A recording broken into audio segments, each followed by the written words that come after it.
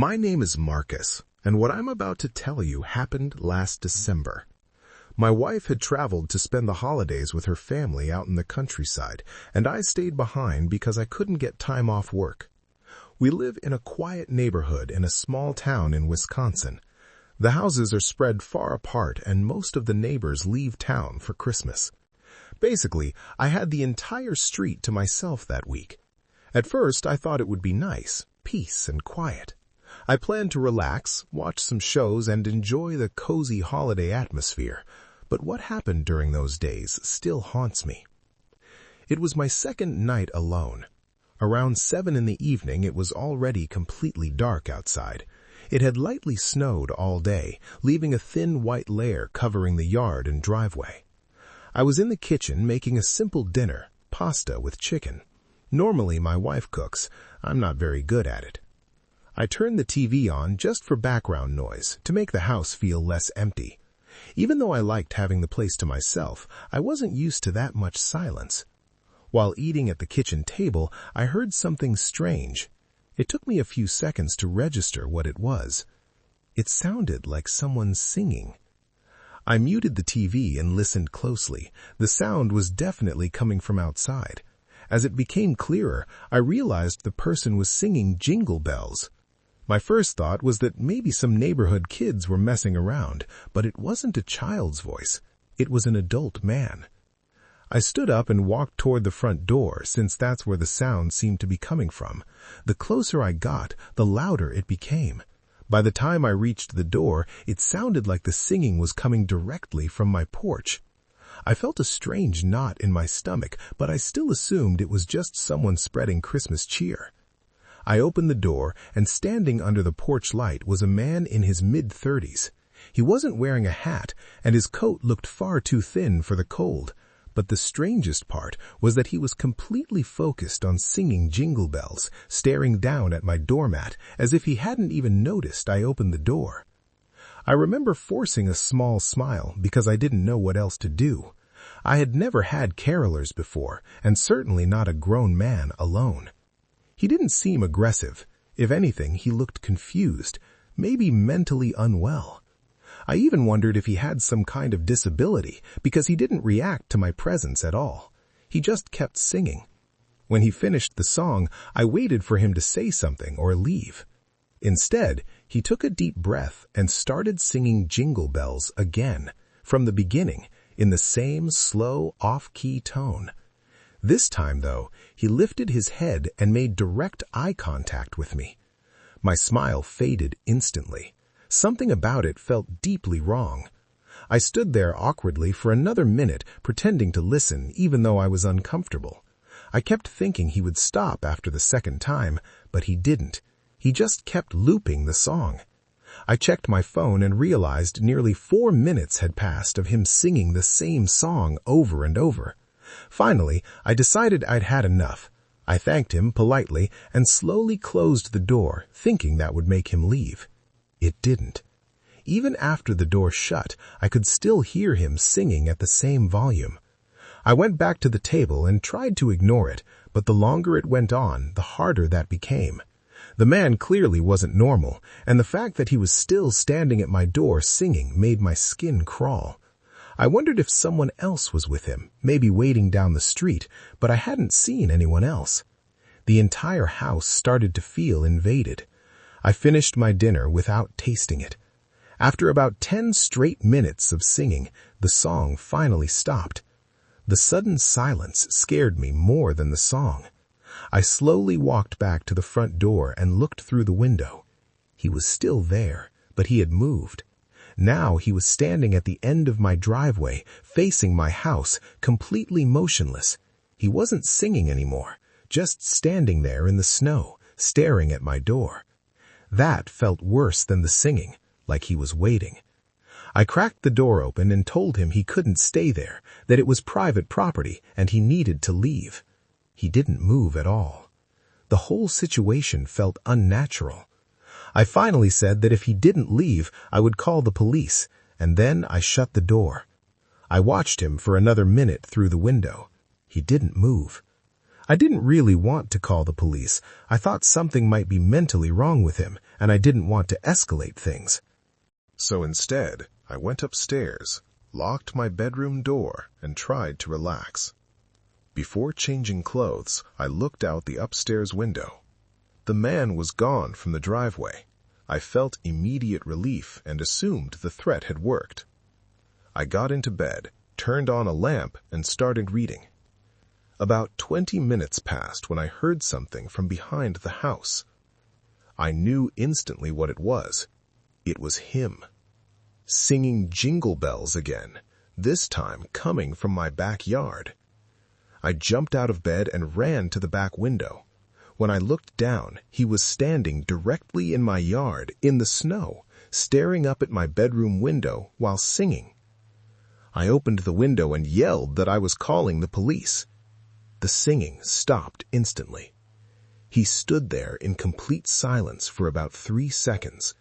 Then, without warning, he sprinted toward the back door. The moment he left my sight, I heard the most disturbing sound I've ever heard. Screaming at the top of his lungs. Not a normal scream. It sounded like a death metal vocalist, but far more unhinged. The sound echoed through the yard and the house. Then came the banging. The back door shook violently as he kicked it, slammed into it, and likely tried to rip the handle off. I could feel the impacts vibrating through the floor upstairs. That's when I realized this man wasn't just strange, he was trying to break in. I called 911 immediately, begging them to come quickly. I stayed on the line while holding a baseball bat in my other hand. I retreated into my bedroom closet and locked myself inside. The dispatcher told me to stay hidden. I could still hear the screams and pounding, and every second felt like the door might give way. Then, just as suddenly as it started, everything stopped. Total silence. I didn't know if he had left or gotten inside. I stayed frozen in the closet until the police arrived. They checked the exterior of the house and confirmed the back door was still locked. The dispatcher told me it was safe to come out. When I stepped outside, I finally felt like I could breathe again. In the yard, we saw deep footprints in the snow showing exactly where he had stood beneath my window and where he ran toward the back door. The footprints led into the woods behind my property. The officers followed them briefly, but returned, saying it wasn't worth going deep into the woods at night. They acted like it wasn't a big deal, told me people act strangely all the time, and as long as I kept my doors locked, I'd be fine. They didn't seem very interested in finding him, which bothered me, but I was too shaken to argue. After they left, the house felt unbearably empty and cold. I locked every door and window and checked them over and over again. At that point, I was done being alone. I spent Christmas Eve and Christmas Day at my parents' house. As for the man, he never came back. At least, not that I know of. This story is about my Christmas experience from about 10 years ago. I was 6 years old at the time. My birthday's in November, so I had just turned 6. Christmas was right around the corner. My birthday party happened on the same day as that famous Odell Beckham Jr. one-handed catch. I lived with Cowboys fans, but I was a Giants fan, so everyone kept talking about that play all night, even during my birthday celebration. It was a busy week, and honestly, it surprises me how much I remember from that time, considering how young I was. I didn't understand much about football back then, but I knew that catch was incredible. Mostly, I was just happy it was my birthday. As a present, I got tickets to an NBA game, the Dallas Mavericks versus the Washington Wizards on December 30th. I was a Cavaliers fan, but since we lived near Dallas, I knew a lot of Mavs fans and kind of liked them too. I was grateful either way. It was going to be my first NBA game. Christmas came 5 days earlier, and I got a new Odell Beckham Jr. jersey, plus a Mavericks jersey and hoodie since I was really getting into sports. I had a great Christmas, but one of my gifts was another Mavericks game, this one on December 27th against the Oklahoma City Thunder. I was incredibly excited to go to both games. The day came and we went. The Mavs won a close game, something like 112-105. Seeing an NBA game live for the first time was amazing. After the game, we drove home, about a 45-minute drive from the American Airlines Center. The next few days were normal, but I couldn't stop thinking about going back to that arena and feeling that energy again.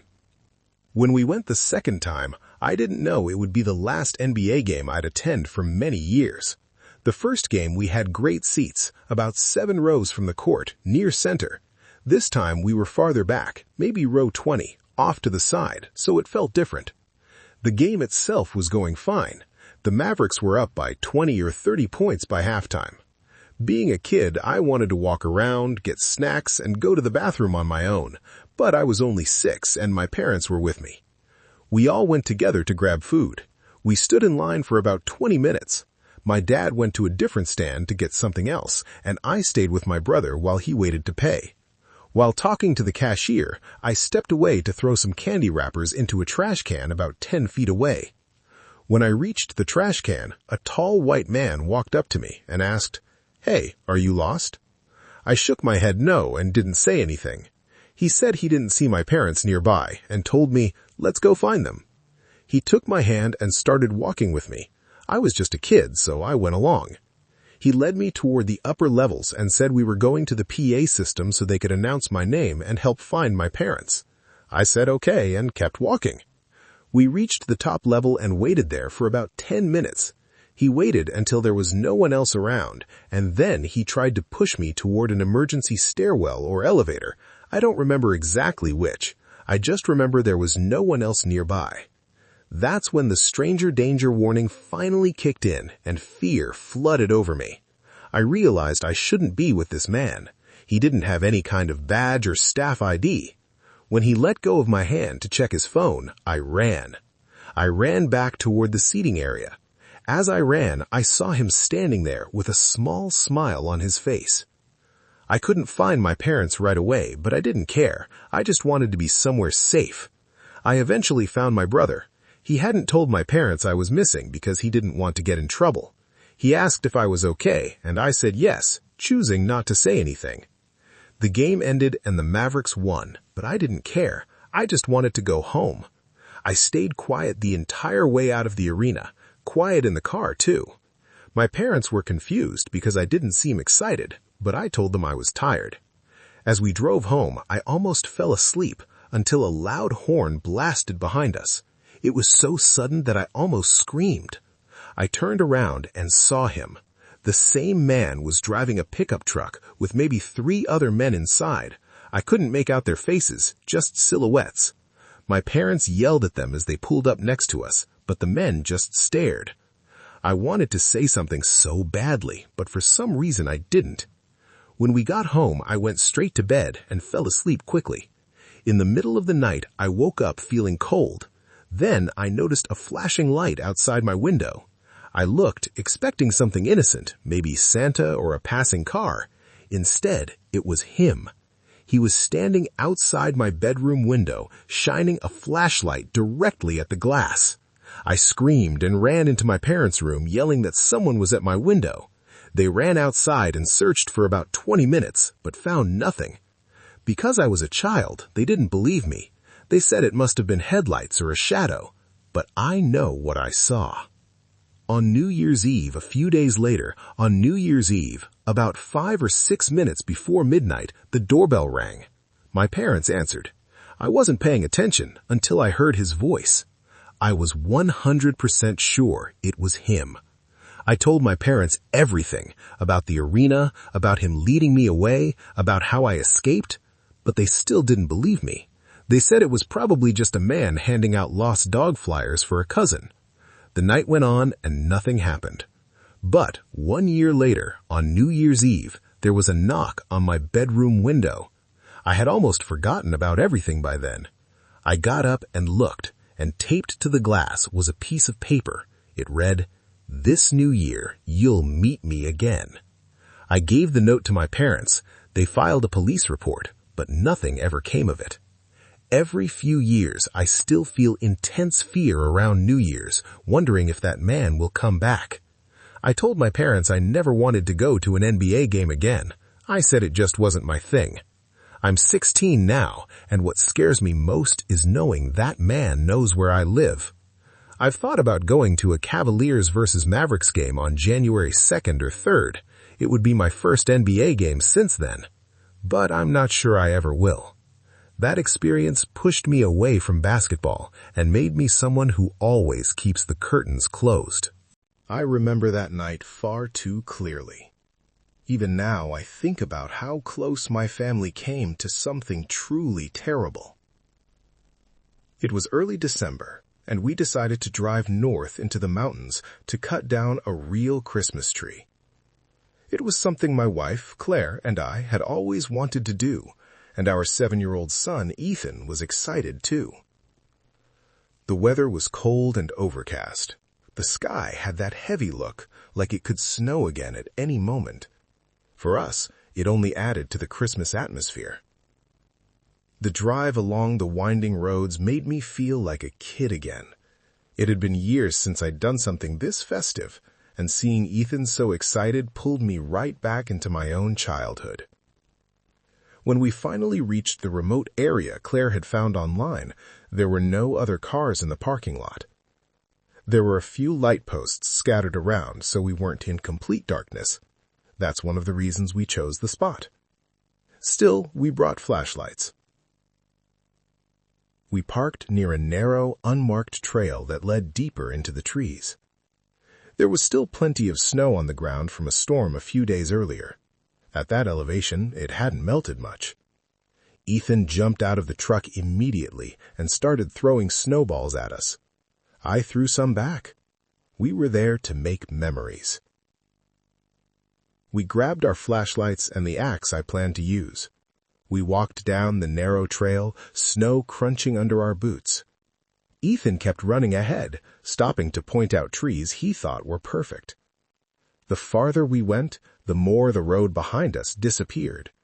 Soon, the only light came from the faint moon glowing behind thick clouds. It was so quiet that I asked Claire and Ethan to stop for a moment, just to take it all in. No wind, no animals, no sound at all. Honestly, if I had been there alone, the silence would have scared me. As we went deeper, we had to rely completely on our flashlights. Ethan had been having fun with his, but once the parking lot lights were gone, he started getting nervous. He asked how much farther we were going and commented on how dark it was. I couldn't shake the feeling that someone was watching us, or that something was moving behind us, but every time I turned around, there was nothing but the empty trail. About 10 minutes in, we found a spot where the trees were tall and full. Ethan ran around them in circles, searching for the best one. Claire stayed close to me and whispered that she wanted to choose quickly. She had a bad feeling too. I understood exactly what she meant. That's when I heard it. A soft crunch behind us. It wasn't one of us, and it didn't sound like an animal. It sounded like boots stepping in snow, slowly, carefully. When I turned around, I saw a man standing about 20 feet back on the trail. He wasn't dressed for the cold. His hands were bare and red. His jacket looked thin, like a windbreaker.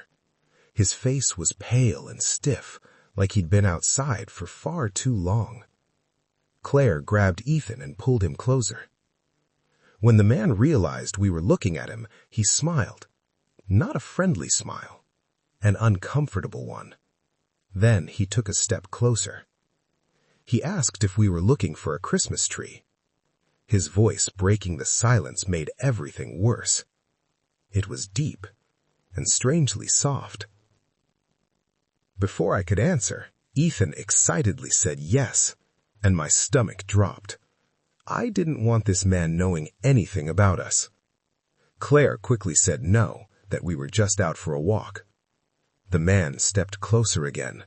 The way he moved made every hair on my arms stand up. He told us not to worry, that he wasn't a park ranger. He said it like he knew exactly why we were lying. Something was wrong with him. He looked desperate, exhausted, for lack of a better word, homeless. I told Claire we should head back to the truck. She agreed immediately, gripping Ethan's jacket. As we walked past him, he stayed still, smiling, giving small waves like he was saying goodbye. Ethan kept asking if the man was following us. We told him to keep looking forward. Every time I glanced back, the man was closer, even though I never heard him speed up. I whispered to Claire that once we reached the road, we had to run. When we finally saw the clearing where the truck was parked, I told them to go. Claire picked Ethan up and ran. I turned for just a second to block the trail. The man had stopped. He raised his hands halfway, still smiling. Then he said, "I don't want to hurt anyone. Why don't you go back to your pickup now?" My heart skipped. He knew what we were driving. I turned and rushed back. Claire screamed my name. Both right side tires were slashed. I told her to call 911. Signal was bad. She walked around the snowy lot until she got reception. Then she pointed toward the tree line. There were people standing there. At least 3. Just silhouettes. 2 of them started walking towards us, slowly, calmly. The third figure disappeared into the woods. Then the sirens came. I've never been so relieved to hear that sound. The figures ran back into the trees as police lights flooded the parking lot. Officers searched but found no one. Only footprints leading deep into the forest, splitting in different directions. They told us sometimes people hide in remote areas during winter. We never went back. 10 years later, what scares me most is this. They saw us arrive. They waited. They planned it. And if we had gone just a little deeper into those trees, I don't think we would have made it home. I still think about that night from when I was 9 years old. It was a few days before Christmas. My parents had errands to run, and since I was almost 9, they thought it was okay to leave me home alone for a short time. My mom went to the grocery store. My dad was working late, like he always did in December. I was sitting on the couch, watching a Christmas movie, eating cookies by the fireplace and the tree. It was already dark outside, even though it wasn't that late. I remember the Christmas lights blinking on the houses across the street. Everything was normal until the doorbell rang. That alone made me freeze. My mom had always told me never to open the door when I was home alone, and my parents never used the doorbell. They had keys. I got up anyway and walked to the door. I just wanted to look through the peephole. Standing on the porch was a man dressed as Santa Claus. The full outfit, red coat, hat, beard. But something was wrong. He wasn't holding any gifts, just a clipboard, and he was standing way too close to the door. I whispered, "Who is it?" He leaned closer, like he was trying to hear me or see through the peephole. That's when he realized I was a child. He put on his best Santa voice and said he had presents for me and that I should open the door. I was 9. I didn't believe in Santa anymore. I told him to go away. Tried to sound brave, but my voice shook. He was silent for a moment. Then he asked, "Are you home alone?" The second he said that, I knew I'd made a mistake. I didn't answer. I backed away from the door and walked quickly to the living room, my heart pounding. I sat behind the couch staring at the TV, like acting normal would make the fear go away. Then I heard the doorknob turn. He was testing the lock. Moments later, I heard another sound. The back door. It happened so fast I'm sure he ran around the house. I grabbed the phone and called my mom, talking fast, trying not to cry. She told me she was coming home immediately and that I should not open any door. I sat on the floor behind the couch, completely still. I could hear faint sounds outside, footsteps, light taps. Then nothing. Not long after, I heard a car pull into the driveway. I recognized my mom's brakes. She burst through the door and hugged me. She told me she had seen a man dressed as Santa walking down the street. When she yelled at him, he said he was asking for donations, but she didn't believe him for a second. The police were called. Neighbors said they knocked on their doors too. No one ever found him. Every Christmas, when I see Santa decorations, I think about that night, about being 9 years old and knowing the man on our porch wasn't Santa, and that he wanted something else. If these stories made your stomach tighten, imagine how many moments like this never get recorded, never shared, never explained. Lock your doors, trust your instincts, and before you click away, tell me in the comments which story disturbed you the most and why. Because the next video, it gets worse. Subscribe and don't watch it alone.